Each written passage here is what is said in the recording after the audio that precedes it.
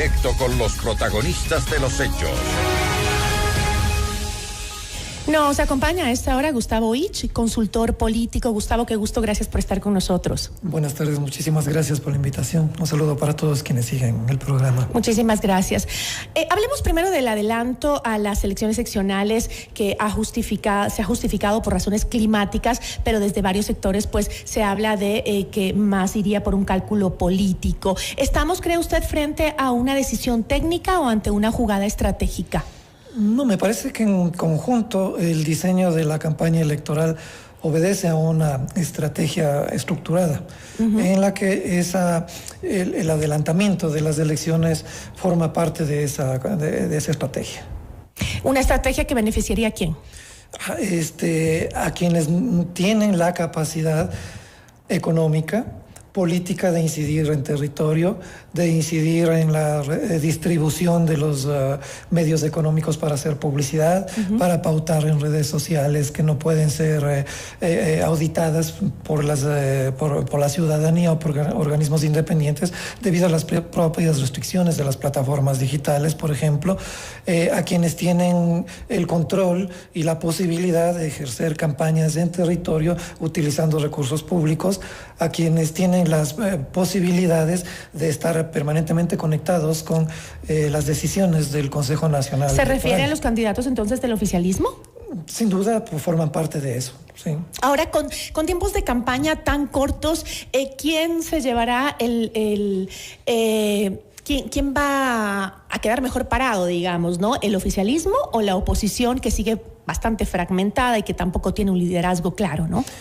Es difícil de decir, porque en las últimas investigaciones que estamos revisando y que estamos desarrollando inclusive, la pregunta fundamental ya no es solamente quién ganará las elecciones, sino si vamos realmente a votar o a sustentar un proceso que ya previamente ha estado definido.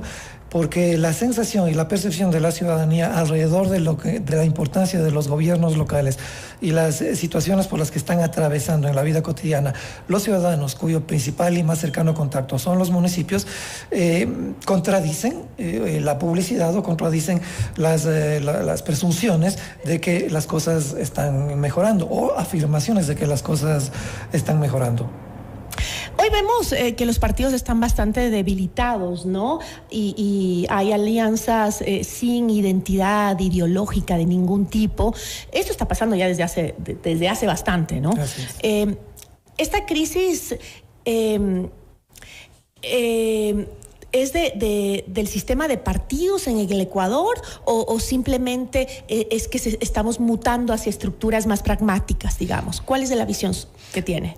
No, definitivamente hay una ingeniería electoral que es absolutamente inconsistente con la realidad del país, con las necesidades del país, viene reproduciendo los vicios de la democracia y de la arquitectura electoral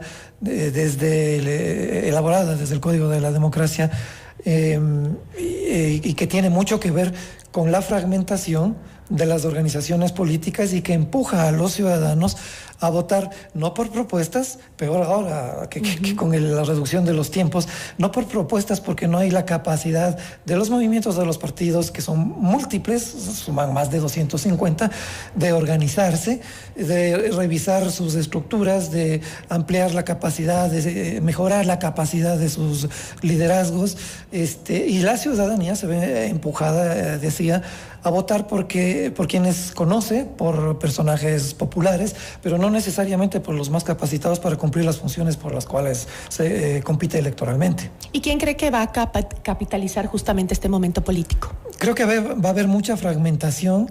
Esa respuesta tiene mucho que ver con la capacidad, que es otra debilidad de esta estrategia que señalé al principio de la entrevista, con la capacidad de que la ciudadanía y las propias organizaciones que están compitiendo ejerzan una auditoría independiente, porque no nos olvidemos las sospechas que se han generado desde hace años sobre la transparencia del padrón electoral, sobre las decisiones que toman los jueces electorales, sobre la capacidad que dichos jueces tienen para evitar las campañas anticipadas que son permanentemente activadas desde organismos públicos, organismos estatales a nivel general, a nivel nacional o a nivel local.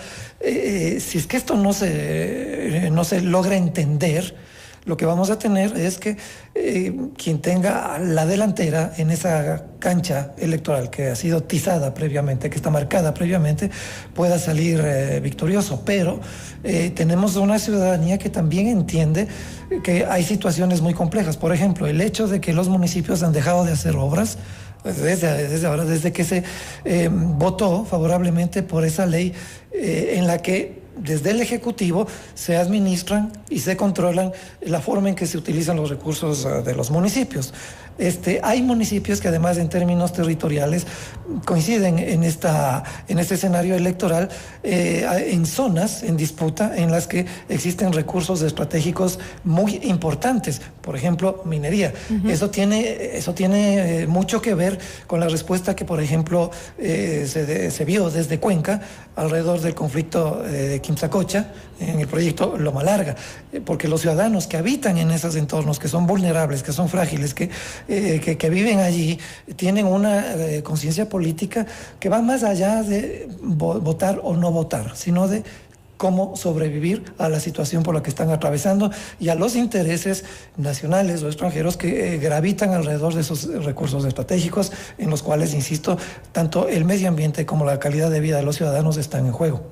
Ahora, el gobierno en estos días ha difundido un balance de sus primeros 3 meses, hablando de crecimiento económico, inversión, generación de empleo y también hablando de obra pública. ¿Qué tan sólidos son estos resultados y qué tanto son narrativa política construida más bien desde las redes? A mí me parece que es lo segundo. ¿Y por qué tengo esa sensación? Porque el fact-checking que opera en el Ecuador de manera independiente y muy seria ha puesto en evidencia que el 61% de las cosas que se dicen desde las esferas oficiales son falsas. Y el restante porcentaje o es difícil de verificar o es solamente parcialmente cierto, por un lado. Por otro lado, a ver, que si tenemos un crecimiento de la reserva monetaria, pues comparemos el hecho de que el oro, que es el sustento de esa reserva monetaria, ha tenido precios en aumento por las razones de geopolítica que todos conocemos. Entonces, no es que hay mucha inversión y que por eso hay mucha más reserva monetaria, sino porque lo que está pasando alrededor del mundo está generando esta situación. En términos de inversión pública o privada, mire, la ciudadanía ha generado una respuesta muy sensible frente a temas que tienen que ver con sectores altamente vulnerables donde no se ve esa inversión. Por ejemplo, salud, por ejemplo, en empleo, por ejemplo, en infraestructura. En salud, ¿para qué abundar en lo que todos sabemos que está ocurriendo? De hecho, el mismo régimen ha señalado, los mismos voceros del régimen y la segunda mandataria han dicho, no tenemos presupuesto suficiente para evitar lo que está ocurriendo. En empleo, cosas tan extrañas como generar un proyecto para jóvenes, creo que se llama Jóvenes en Acción, durante 3 meses, y se declaran secretos los detalles de ese proyecto oficialmente. Entonces, cuando un gobierno hace algo que está bien hecho, lo comunica bien y la gente se da cuenta, pero no declara secretos los detalles de las cosas que dice que hace bien. Ahora, ¿cree usted que existe hoy una brecha entre lo que justamente comunica el gobierno, me refiero a optimismo, cifras, avances, y lo que recibe la ciudadanía en temas como seguridad, lo que hablábamos ahorita, salud y empleo? Me parece que sí, y me parece que eso obedece a un consistente y permanente modo de ejercer la política y de ejercer la comunicación política. En el centro de ellas y en el enfoque principal de estos 2 elementos está el miedo. está el miedo a la inseguridad, está la normalización de la delincuencia, está la normalización de la violencia. Nos dicen por un lado que estamos enfrentándola con lo mejor que tenemos, con la mayor disposición, que tenemos el apoyo de los Estados Unidos, uno de los países que tiene los porcentajes mayoritarios de consumo de estupefacientes, estupefacientes que transitan de alguna manera también por este corredor que es del Ecuador, en lo que se ha convertido el Ecuador, y que no ha sido debidamente controlado. Los puertos no son debidamente controlados, las acciones que se toman no son debidamente controladas, y las cifras de inseguridad desde el año 23, 24, 25 no bajan, dísela. Entonces, esa narrativa es una narrativa que choca. El presidente dice que sí bajan las cifras de violencia. Tenemos, insisto, contrastar eso, lo que dice la versión oficial, con lo que dicen los organismos internacionales y el fact-checking nacional. Y ahí ponernos de acuerdo todos los ecuatorianos. A mí lo que me parece más grave de todo esto, y lo digo porque sabiendo y siendo muy sensible con el dolor de los ecuatorianos, de las ecuatorianas, de las familias, de los emprendedores que sufren con la vacunación delincuencial, que sufren con la muerte de entre 8 o 9 de personas que no tenían antecedentes penales y que fallecen en medio del fuego cruzado, con el número de desaparecidos que según organismos internacionales se están alertando que existe en medio del conflicto armado interno declarado. Digo, con toda esa sensibilidad y solidaridad, pues me parece que haber normalizado el miedo y haberle dicho a la ciudadanía en términos implícitos, simbólicos o concretos: o sea, esto es lo que estamos haciendo, esto es lo que se debe hacer, y si no estás de acuerdo con nosotros, debes atenerte a las consecuencias, porque eso es lo que estamos viendo que está pasando, y no con ciudadanos comunes. Estamos viendo qué pasa con líderes de organizaciones opositoras al régimen, y no es que la gente no se da cuenta.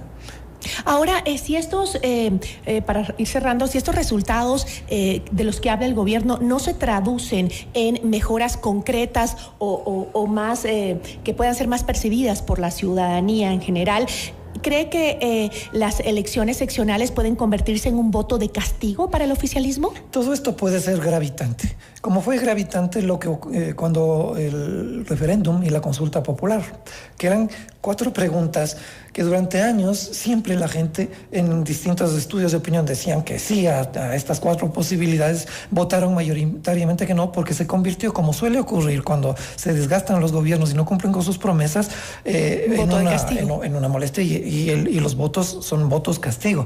Por eso decía en una parte de esta entrevista, es fundamental que las organizaciones políticas, los movimientos, las organizaciones sociales, de manera independiente, traten de organizarse y traten de verificar la transparencia tanto del padrón electoral cuanto del modo en que se van a sustentar los resultados de esas elecciones. Bueno, estaremos conversando más adelante a medida que se vayan acercando las elecciones y el periodo también de campaña electoral, ese cortito. Yo le agradezco muchísimo por habernos acompañado. Siempre es un honor estar contigo hoy en este programa. Muchísimas gracias. Estuvo con nosotros Gustavo Ich, consultor político.